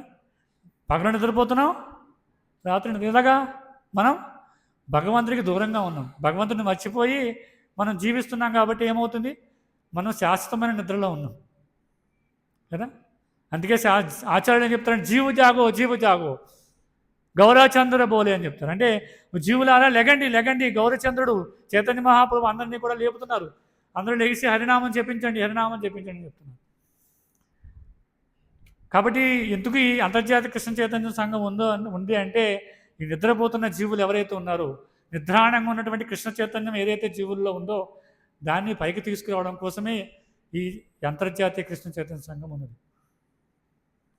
కాబట్టి ఇక్కడ అదే చెప్తున్నారన్నమాట. ఇలా ఈ యొక్క జీవి ఎప్పుడు కూడా ఆయన సహజ స్వభావాన్ని మర్చిపోయి వికృత స్వభావంలో పాపాలు చేయడానికి ఇష్టపడడు. కానీ ఏం జరుగుతుంది? అలాంటి వ్యక్తి పాప కార్యాలు చేయాలనుకోకపోయినా కూడా బలవంతంగా చేస్తుంటాడు. అయినా భగవంతుడు తర్వాతి శ్లోకంలో వివరించినట్లు పాపాలు అంతరములోకి పరమాత్మనే గాక వేరో కారణం ప్రేరేపించబడుతున్నాయి. కాబట్టి ఏం చెప్తున్నారు? పాపాలు అంతరములోని పరమాత్మనిచే గాక వేరే కారణం చేత ప్రేరేపించబడుతున్నాయి. అంటే జీవి హృదయంలో పరమాత్మ, ప్రతి జీవి హృదయంలో పరమాత్మ కదా. భగవంతుడు పరమాత్మ రూపంలో పరివేషితుడే ఉన్నాడు ప్రతి జీవి హృదయంలో ఉండి. ఏం చేస్తాడు? ఉపద్రష్ట హనుమంతాచ అంటారు. అంటే సాక్షిభూతంగా ఉంటాడు, అనుమతిస్తుంటాడు కదా. ఒక జీవి చేసే పనులు ఏం చేస్తున్నాడు, ఏ టైంలో ఏ పనులు చేస్తున్నాడు అన్నీ చూస్తూ ఉంటాడు. ఎలాగా? ఒక చెట్టు పైన ఉన్నటువంటి 2 పక్షులు ఉంటాయి కదా. 2 పక్షుల్లో ఒక పక్షి పనులు చేస్తూ ఉంటే ఈ ఫ్రూట్ని ఎంజాయ్ చేస్తుంటే ఇంకో పక్షి చూస్తూ ఉంటుంది అనమాట. అలాగా మన హృదయంలో పరమాత్మ ఏం చేస్తున్నాడు, ఈ ఆత్మ ఏం చేస్తుంది, ఈ జీవుడు ఏమేం పనులు చేస్తున్నాడో గమనిస్తూ ఉంటుందట. గమనిస్తూనే ఏం చేస్తుంటుంది? ఉపద్రష్ట హనుమంతాచ, అనుమతిస్తూ ఉంటాడు. ఏమేం పనులు జీవి ఏం కోరుకుంటున్నాడో ఆ కోరిక అనుసారము జీవి రకరకాల పనుల్లో నిమగ్నం చేయడం కోసం అనుమతిస్తూ ఉన్నాడు. కానీ పాపం చేయడానికి భగవంతుడు అనుమతి ఇవ్వట్లేదట. దానికి కారణం ఏంటి అంటే, జీవుని యొక్క స్వల్పమైనటువంటి స్వతంత్రత చాలా చాలా ముఖ్యం. ఎందుకంటే మనం భగవద్ధామంలోంచి పతనం అవ్వడానికి కారణం అదే. పతనం అయిన తర్వాత భౌతిక ప్రపంచంలో ఈ జన్మ మృత్యువాది జరావ్యాధి చక్రాన్ని కొనసాగిస్తుండడానికి కారణం అది ఏంటి? స్వల్పమైనటువంటి స్వతంత్రత. చాలా సూక్ష్మంగా ఉంటుంది మళ్ళీ. ఎందుకంటే పరిపూర్ణమైన స్వతంత్రత ఎవరికి ఉంటుంది? భగవంతుడికి మాత్రమే ఉంటుంది. భగవంతుడు మాత్రమే స్వతంత్రంగా ఉండగలడు. ఆయన ఎవరి గర్భంలో పుట్టాలి కదా, ఏ ప్రదేశంలో పుట్టాలి, ఎప్పుడు పుట్టాలి, ఎప్పుడు ఏ లీల చేయాలి అంతా కూడా భగవంతుడి యొక్క నిర్ణయమే. ఎవరు అలా నేను ఖచ్చితంగా చెప్పలేదు. నువ్వు ద్వాపరయుగం వచ్చింది కాబట్టి కృష్ణుడు రావాలి కదా, త్రేతాయుగం వచ్చింది కాబట్టి రాముడు రావాలి, అది సంభవంగా. అది భగవంతుడికి అలా శాసించే అవకాశం ఎవరికి లేదు, అని ఇష్టం కదా. ఇప్పుడు మనం మహాయుగంలో ఉన్నాం.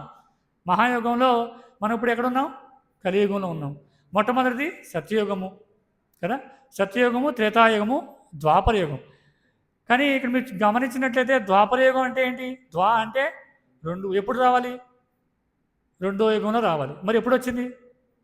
3వ యుగంలో వచ్చింది. కారణం మనకు తెలియదు, అది భగవంతుడి ఇష్టం.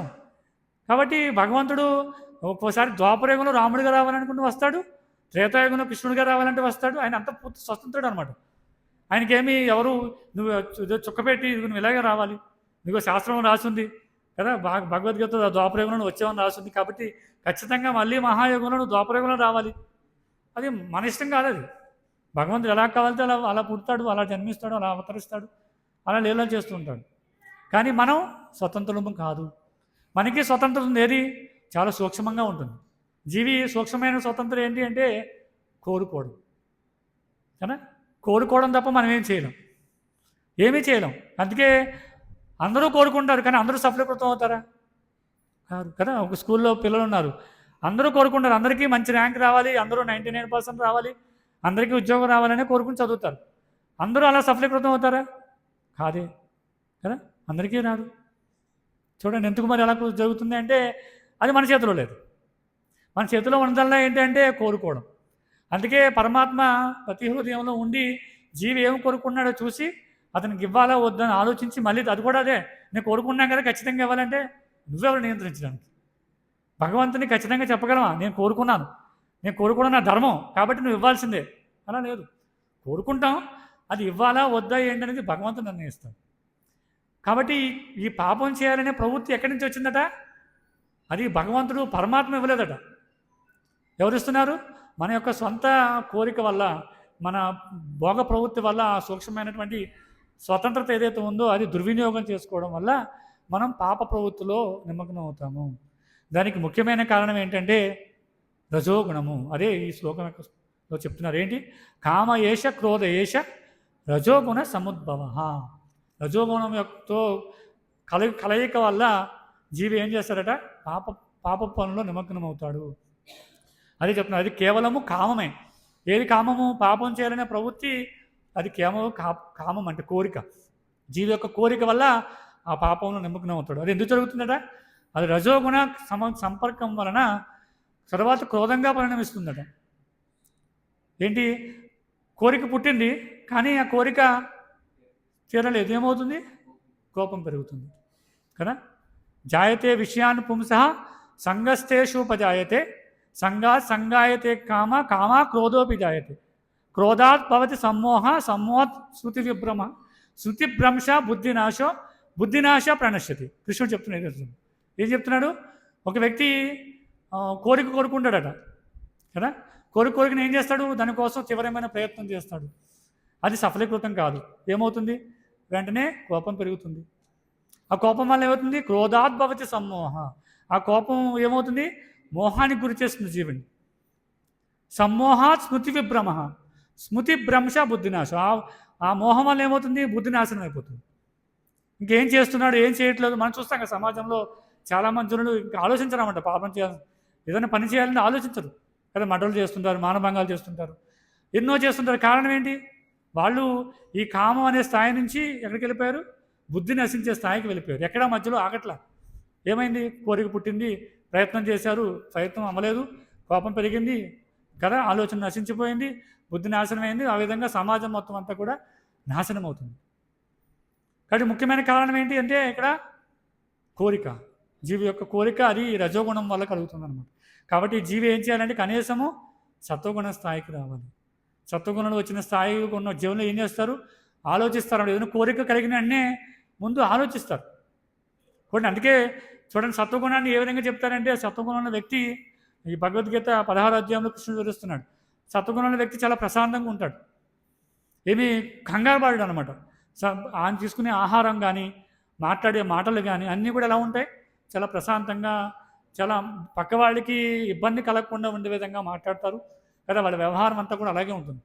కానీ రజోగుణ వ్యక్తి ఏం చేస్తాడు, ఎప్పుడు ఏదో చేయాలి, నేను వెంటనే చేయాలి, ఇప్పుడే వెంటనే సంపాదించాలి కదా, నాకు వెంటనే ఈ జాబ్ కావాలి, వెంటనే దీన్ని పొందాలి అని ఎప్పుడు కూడా తీవ్రమైన ఉద్వేగంతో పనిచేస్తుంటాడు అన్నమాట. దాన్ని రజోగుణం అంటారు. ఇంకా తమోగుణ వ్యక్తి ఏం చేస్తాడంటే ఇంకా అసలు ఆలోచించడం అనమాట. ఎప్పుడు రేపు చేయాల్సిన పని ఇవాళ ఎల్లుండి చేద్దాం, ఇవాళ చేయాల్సిన పని ఇంకో నెల తర్వాత చేద్దాం, ఇలా పోస్ట్ పోన్ చేస్తుంటాం. అంటే ఒక చోటే కూర్చుని ఉంటే కదలకుండా సరే వస్తుందిలే, క్లీన్నెస్ ఉండదు, స్నానం చేయాలని కానీ ఉదయాన్నే లేవాలని కానీ ఇంకేముండదు, ఎప్పుడు అలా ఉంటాడు తమోగుణంగా అపరిశుభ్రంగా కదా, శుచి అనే మాటే తెలియదు అనమాట, అలా ఉంటాడు. కాబట్టి ఇక రజోగుణ ప్రభావంతో ఏమవుతుందట, ఆ జీవి ఏం చేస్తాడు అంటే ఈ పాపం చేయాలనే ఆలోచన వచ్చినప్పుడు చేయాలా వద్దని ఆలోచించాడు, వెంటనే ఏమవుతుంది, వెంటనే దానిలో నిమగ్నం అయిపోతాడు. కాబట్టి పాపం చేయడానికి జీవికి ముఖ్యమైన కారణం ఏమిటి అంటే రజోగుణము. కాబట్టి కనీసం ఒక వ్యక్తి సత్వగుణ స్థాయికి వస్తే ముందు ఈ పాప ప్రవృత్తి నుంచి బయటపడతాడు. కానీ అలా అని పూర్తిగా భౌతిక ప్రపంచం నుంచి బయటపడతాడా అంటే సాధ్యం కాదు. ఎందుకంటే మనం ముందే చర్చించుకున్నాం, సత్వగుణం కూడా బంధనమే. గుణము అంటే కట్టివేయడం. అది సత్వగుణం వ్యక్తి కూడా భౌతిక ప్రపంచంలో కట్టివేయబడి ఉంటాడు. సత్వగుణంలోకి వస్తే సరిపోదు కదా, సత్వగుణంలోకి వస్తే సరిపోదు. ఏం చేయాలి, శుద్ధ సత్వంలోకి రావాలి. కాబట్టి మనం చేసేటటువంటి కర్మలు భగవత్తుకు సంబంధంగా చేసినట్లయితే అప్పుడు మనం బంధించబడి ఉండము. ముఖ్యమైన విషయం అన్నమాట. ముఖ్యమైన సారాంశం ఏంటంటే ఎప్పుడైతే మనం ఒక కర్మ చేయాలనుకుంటున్నామో అది భగవత్ ప్రీత్యర్థం చేసినట్లయితే అది ఏ గుణమైనా ఉండొచ్చు, సత్వగుణమై ఉండొచ్చు, రజోగుణమై ఉండొచ్చు, తమో గుణమై ఉండొచ్చు కదా, ఏ గుణమైనా ఉండొచ్చు. అది భగవత్ ప్రీత్యర్థం చేసినట్లయితే దానివల్ల మనం బంధించబడవద్దు. అదేంటండి, భౌతిక ప్రపంచంలో ఉన్నాం కదా, తమో గుణం కూడా భగవత్ సేవలో మంచిది ఎలా అవుతుంది?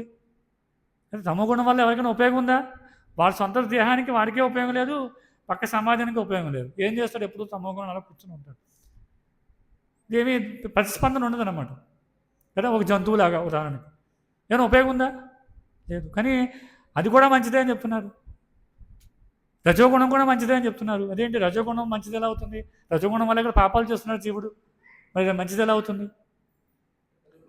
కదా? అది మనం అర్థం చేసుకోవాలి. అది ఈ శ్లోకం యొక్క ముఖ్యమైన విషయం అన్నమాట. ప్రభుపాల్ వారు భాషలో వివరిస్తున్నారు.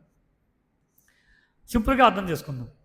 ఇప్పుడు ఒక జీవి నిద్రపోవాలి అనుకోండి, కింద నుంచి వద్దాం, ఎందుకంటే ఎక్కువ శాతం అలాగే ఉంటారు జనులు, కాబట్టి కింద నుంచి వద్దాం. ఒక జీవి నిద్రపోవాలనుకోండి, ఏం కావాలి? సత్వగుణంలో జీవి నిద్రించలేడు. ఎందుకంటే ఆయన ఎప్పుడు ఏదో మంచి కార్యక్రమాలు చేయడం కోసం ప్రయత్నం చేస్తుంటాడు, ఆలోచిస్తుంటాడు. రజోగుణ వ్యక్తి అసలు నిద్రపోడు కదా. ఎందుకు అంటే ఎప్పుడు ఏదో చేయాలని తాపత్రం ఉన్న వ్యక్తి నిద్రపోవడానికి ఇష్టపడడు. ఎవరు నిద్రపోతారు? తమోగుణ వ్యక్తి నిద్రపోతాడు. మరి జీవికి నిద్ర అవసరమా కాదా? కదా, నిద్ర అవసరమా కాదా? ఆహార, నిద్ర, భయం, మైదనం, ఈ 4 విషయాలు ప్రతి జీవికి అవసరం కదా. నిద్ర అంటే ఆహారం స్వీకరించడం, నిద్రపోవడము, భయం అంటే ఒకరినొకరు కాపాడుకోవడము, అందుకే ఇల్లు నిర్మిస్తాము, రకరకాల ప్రయత్నాలు చేస్తాం, వర్షం వస్తే గొడుగు పట్టుకెళ్తాం కదా. ఆహార, నిద్ర, భయం, మైదనం అంటే మైదనంలో పాల్గొనడం ఒక గృహస్థుడికి ముఖ్యంగా. కాబట్టి ఇవన్నీ అవసరం అందరికీ. కాబట్టి ఒక వ్యక్తి నిద్రపోవడం అనేది ఖచ్చితంగా కావాలి. కానీ నిద్రపోవాలంటే ఏం కావాలి? కొంచెమైనా తమో గుణం కావాలి. కానీ ఆ నిద్ర ఎవరి కోసం నిద్రపోవాలట? శరీరం ఎందుకు నిద్రపోవాలి, ఎందుకు రెస్ట్ తీసుకోవాలి? నిద్ర అంటే అర్థం ఏంటి కదా, విశ్రాంతి అనా. విశ్రాంతి దేనికోసం కావాలి? శరీరాన్ని ఆరోగ్యకరంగా ఉంచడం కోసం, శరీరాన్ని ఇంకా పని చేయించడం కోసం కదా. విశ్రాంతి లేకుండా శరీరం పనిచేయదు. అది అవసరమా కాదా? అందరికీ అవసరమే. కానీ అది భగవంతుడి కోసం చేయాలట. నిద్రపోవడం కూడా భగవంతుడి కోసం నిద్రపోవాలి. ఎందుకు? శారీరం కలు ధర్మ సాధనం అన్నారు. అంటే ఈ శరీరం ధర్మ సాధనం. అంటే మనం ఈ శరీరంతో ధర్మపరమైనటువంటి పనులు చేస్తుంటాం కదా, భగవత్ సేవలో నిమగ్నం చేస్తాం ఈ శరీరాన్ని. కాబట్టి శరీరం చాలా విలువైంది, చాలా ముఖ్యమైనది. ఎప్పుడు? భగవత్ సేవలో నిమగ్నమైనప్పుడు. కాబట్టి శరీరాన్ని పోషించుకోవాలి, శరీరం ఆరోగ్యంగా ఉండాలి అంటే నిద్రపోవడం కంపల్సరీ. కాబట్టి కొంచెం శాతంలో అయినా కూడా జీవికి తమో గుణం అవసరం. అది లేకుండా ఇంపాసిబుల్, అది అవ్వదు. కాబట్టి ఆ శాతంలో తమో గుణాన్ని ఉపయోగించుకోవచ్చు. కానీ సాధారణ జీవులు తమో గుణాన్ని ఎలా ఉపయోగిస్తారు? ఎప్పుడు నిద్రపోవడానికి కదా, చూడండి, మనం చూడొచ్చు ఒక వ్యక్తి రోజు 12 గంటలు, 14 గంటలు, 16 గంటలు కదా, ఉదయం 9 అవుతుంది, 10 అవుతుంది, 11 అవుతుంది, నిద్రలేవరు. కానీ భక్తులు నిద్రపోతే ఎప్పుడు లేస్తారు తెలుసా? ఉదయం 2:30, 3, 3:30, మ్యాక్సిమం 4. 4 తర్వాత భక్తులు నిద్రపోరు. తేడా ఉందా లేదా? ఇద్దరికీ తమో గుణం కనిపిస్తుంది, ఇద్దరు నిద్రపోతున్నారు, కానీ తేడా ఎక్కడ ఉంది? దీన్ని వాళ్ళ సొంత ఇంద్రియభోగం కోసం ప్రయత్నం చేస్తున్నారు. అంటే ఒక వ్యక్తి 6 గంటల కన్నా ఎక్కువసేపు నిద్రపోతున్నాడంటే కారణం ఏంటంటే తన సొంత శరీరం కోసం చేస్తున్నాడు అనమాట. శాస్త్రాలు చెప్తున్నా ఒక వ్యక్తికి 6 గంటలు నిద్ర సరిపోతుందట. బాగా పరిశ్రమ చేసిన వ్యక్తికి కొంచెం ఒక అరగంట గంట ఎక్కువ అవసరం అవుతుంది, కానీ సాధారణ వ్యక్తికి 6 గంటలు నిద్ర సరిపోతుంది. అది కాకుండా నేను ఉదయం 9 అయినా, 10 అయినా, 11 అయినా, 12 అయినా నిద్ర లేవట్లేదు అనుకుంటాను. అర్థం ఏంటి? నేను ముందు రోజు రాత్రి 12 గంటల వరకు నా సొంత ఇంద్రియభోగం కోసం, నా కళ్ళు ఆనందం కోసం ఏదో మూవీ చూశాను కదా, ఏదో పబ్జీ ఆడాను, ఏదో సినిమా చూశాను కదా. ఇవన్నీ చేయడం దేనికోసం చేశాను? నా సంతృప్తి కోసం, నా కళ్ళకి ఆనందం ఇవ్వడం కోసం. అది ఎవరి కోసం చేసింది? కృష్ణుడి కోసం చేసిందా? కాదు. దేనికోసం చేశాం? నా యొక్క సొంత ఇంద్రియభోగం కోసం చేశాను.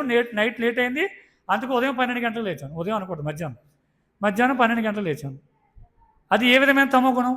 దానివల్ల ఏమైనా ఉపయోగం ఉందా? లేదు కదా. కానీ భక్తులకి ఆ విషయం తెలుసు. వాళ్ళు 4 గంటలలోపే లేస్తారు. చూడండి, మీరు ఉదయం 4:30కి ఇక్కడికి వచ్చి చూస్తే ఏ ఒక్క భక్తులు కూడా నిద్రపోయి ఉన్నాడు చుట్టుపక్కల. ఎవరు కూడా ఇక్కడ ఉంటారు, అక్కడ ఉంటారు, ఎవరు నిద్రపోరు. మీరు ఊళ్ళోకి వెళ్ళి చూడండి, భక్తులందరూ కూడా ఉదయం 4:30 గంటలకి మందిరంలో ఉంటారు. వాళ్ళకి తమో గుణం ఉంది. ఎప్పుడు ఉంది? సాయంత్రం 9 గంటల నుంచి ఉదయం 4, 3:30 ఆ సమయం వరకు ఉంటుంది. అది దాటితే ఉండదు. అది అవసరం తీర్చుకోవడం కోసం దాన్ని ఉపయోగించుకుంటున్నారు. దాని నియంత్రణలో వీళ్ళు లేరు కదా. తమో గుణం యొక్క నియంత్రణలో భక్తులు ఉండరు. భక్తుల యొక్క నియంత్రణ తమో గుణం. అందుకే లేచిపోతారు. చూడండి, ఒకసారి అలారం కొడుతుంది, కొట్టకపోవచ్చు, ఏదైనా కూడా సమయానికి తప్పమని లేచుకుంటున్నారు. ఎందుకు అలా జరుగుతుందంటే వాళ్ళు ఆ ఇంద్రియాలు లేదంటే వాళ్ళ యొక్క గుణాలు ఏవైతే ఉన్నాయో వాటిలో వాళ్ళు నియంత్రించబడట్లేదు. దాని ద్వారా వాళ్ళే ఈ సత్వరజస్తమో గుణాన్ని నియంత్రిస్తున్నారు కదా. మన యొక్క ఇంద్రియాలను నియంత్రిస్తున్నారు. అందుకే వాళ్ళు సమయానికి లేచిపోతారు. చూడండి ఎంత వ్యత్యాసం ఉంది. కొంతమంది చూడండి లేపాలి, ఇంట్లో లే స్కూల్ టైం అవుతుంది, కాలేజ్ టైం అవుతుంది, ఆఫీస్ టైం అవుతుంది, లే గింజుకోవాలి, గంట అరగంట గింజుకుంటే ఎప్పుడుగో లేస్తారు. కారణం ఏంటి అంటే వాళ్ళు పూర్తిగా తమోగుణ నియంత్రణలో పనిచేస్తున్నారు. కాబట్టి అది చాలా కష్టం జీవుని అలా లేపడం. అలాంటి వ్యక్తిని ఏం చేస్తారు? స్లోగా లేపుతారా? లేవు బాబు ఎవరిని లేపుతారు స్లోగా అంటే భక్తులను ఒకసారి లేపితే లేచిపోతారు కదా. ఎందుకు అంటే వాళ్ళకి తెలుసు, వాళ్ళ బుద్ధి అర్థమవుతుంది. పూర్తిగా కోరికలతో పూర్తిగా మన యొక్క ఇది ఏమంటారు దాన్ని, కళలో కదా, పూర్తిగా కళలో నిమగ్నం అయిపోయిన వ్యక్తిని లేపలేం. అని గట్టిగా లేపాలంటే లేవరా అని గట్టి కొట్టగా లేవరు. కానీ భౌతిక ప్రపంచంలో జీవుల యొక్క పరిస్థితి ఎలా ఉంది? ఆ విధంగా ఉంది. అందుకే చాలామంది కొంతమంది అడుగుతుంటారు, ఎందుకంటే ఎప్పుడు ప్రవచనం ఇచ్చినా కుక్క, పంది, పిల్లి అని తిడుతుంటారు కదా. ఎందుకు అత్తమాటలు ఏదో దూషిస్తుంటారు. శాస్త్రంలో ఇవన్నీ ఎక్కడున్నాయి కదా. మైథునం గురించి చెప్తుంటారు, అది చెప్తుంటారు, ఇవి చెప్తుంటారు, అన్నీ విరుద్ధంగా ఉన్నాయి. భక్తులైన మీరు ఎందుకు ఆ పదాలు వాడతారంటారు. ఎందుకు వాడతారంటే జీవులు ఆ పరిస్థితిలో ఉన్నా కాబట్టి వాడుతున్నారు. అవునా కదా. బాగా నిద్రపోతున్న వ్యక్తిని గట్టిగా అరవాలా, స్లోగా లేపితే లేస్తాడు కదా. ఎవరో వ్యక్తి, ఒక చిన్న పిల్లవాడు ఎవరో వ్యక్తి పైనుంచి పడిపోతున్నాడు అనుకోండి, ఏం చేస్తారు? గట్టిగా అరుస్తారు, అరే పడిపోతారా అని అరవాలి. అంతేగాని బాబు పడిపోతావు అన్నాం ఏం చేస్తాడు? ఈ విషయం వినిపించేలోపు పడిపోతాడు. కానీ భౌతిక ప్రపంచంలో జనుల యొక్క పరిస్థితి ఎలా ఉంది? నిద్రాణంగా ఉన్నారు. అలాంటి వాళ్ళని ఎలా లేపాలి? గట్టిగా లేపాలి. లే కృష్ణుడు చెప్పు, వృషభదేవి చెప్తున్న నాయం దేహపాచములోకి కష్టాన్ని కామాన్ అర్హత విడ్భుజాంబే తపో దివ్యం. శాస్త్రాలు చెప్తున్నాయి దివ్యం, తపస్సు చేయమని చెప్తుంది. లే అని చెప్తే ఎప్పుడుకో లేస్తాడు జీవుడు. కాబట్టి అందుకే శాస్త్రాలు ఇంత ఖచ్చితంగా చెప్పడానికి ముఖ్య కారణం ఇదే. జీవుడు ఎప్పుడు ఇంద్రియభోగ ప్రవృత్తిలో ఉంటాడు, వాడిని లేపాలి. అదే ఈ అంతర్జాతీయ కృష్ణ చైతన్య సంఘం చేసే పని ఏంటంటే జీవుడిని నిద్రపోతున్నాను బట్టి జీవుడిని మేల్కొల్చడం కోసమే ఇది ప్రభుపాల వారు దీన్ని స్థాపించారన్నమాట.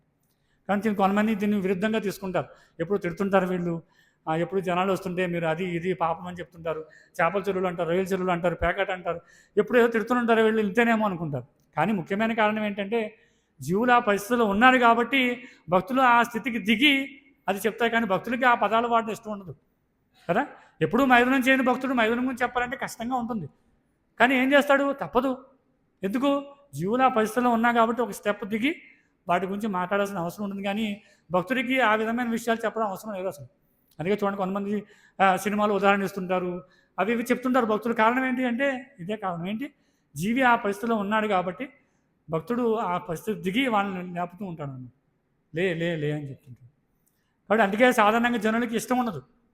ఏమి ఇలాంటి విషయాలు చెప్తుంటే జనాలు ఏమనుకుంటారు, ఇదేంటి ఎప్పుడు తిడుతుంటారు అక్కడికి వెళ్తుంటే, లేదంటే నువ్వు మాంసం, మద్యం, జోదం, వ్యభిచారం ఆపేమని చెప్తుంటారు కదా, ఇవన్నీ పక్కన పెట్టమని చెప్తుంటారు అని అందుకే ఎక్కువ మంది రారు. అలా కాకుండా నీకు మంచి జరుగుతుంది, మంచి భార్య వస్తుంది, మంచి ధనం వస్తుంది, నీకు ప్రమోషన్ వస్తుంది, వచ్చి భగవద్గీత విను, ఒక మాల జపం చేయి, నీకు కావాల్సిన అన్నీ వస్తాయని చెప్పామనుకోండి, ఇదే రోజు ఈ హాల్ సరిపోదు. ఇలాంటి హాలు 10 రెట్లు ఉండాలి ఇక్కడ కదా. ఎందుకు? జీవి యొక్క ఆలోచన ఆ విధంగా ఉంది. నాకు కోరిక, ఇంద్రియ ప్రవృత్తి, భౌతికమైన కోరికలు ఉన్నాయి. అవి తీర్చడం కోసం మనం కొంచెం ఒక 1% అయినా దిగి వాళ్ళ కోరిక తీర్చడం కోసం చెప్పడం ప్రయత్నం చేసాం అనుకోండి, వేలకు మంది వస్తారు. అదేగా బయట చదువుతుంది. మీరు చూడండి, రకరకాల సంస్థల వాళ్ళు చూడండి, ఈషా, ఓషో, ఏవో మీరు అవన్నీ తీసుకోండి, అవన్నీలో జరిగేది ఇది ఏంటి? ఇంద్రియ భోగ ప్రవృత్తి. నువ్వు ఇది చేయి, ఇది కలుగుతుంది, ఇది చేయి ఆనందం వస్తుంది, ఇది చేయి నీకు లాభం వస్తుంది, ఏదో భౌతికమైన వ్యవహారంతో లింక్ పెడుతుంటారు. అప్పుడు ఏం జరుగుతుంది? జనాలు తండాలకి వెళ్తూ ఉంటారు అన్నమాట. దేనికోసం? కోరికలు తీర్చుకోవడం కోసం. కానీ కృష్ణుడు ఏం చెప్తున్నాడు? ఒకవేళ అలాంటి కోరిక ఉన్నా కూడా నా దగ్గరికే రమ్మని చెప్తున్నాడు కదా. కృష్ణుడు ఏం చెప్తున్నాడు?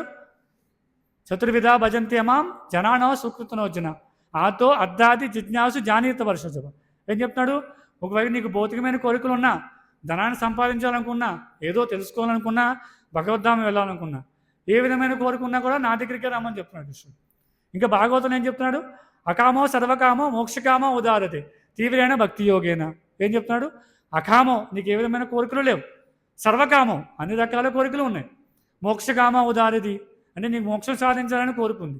అయినా కూడా అక్కడికి ఏం చేయాలి? తీవ్రైన భక్తి యోగేన, తీవ్రంగా భక్తి యోగాన్ని అనుసరించమని చెప్తున్నాడు. కాబట్టి ఒక వ్యక్తి తమోగుణం అవసరం, ఇంకా రజోగుణం అవసరం కదా. రజోగుణం లేకుండా ఒక వ్యక్తి పని చేయలేడు. కొన్ని రకాల పనులు చేయాలంటే రజోగుణం అవసరం కదా. కొంచెం పని వేగంగా చేయాలి. ఉదాహరణకి కార్ డ్రైవ్ చేయాలి. ఏం చేయాలి?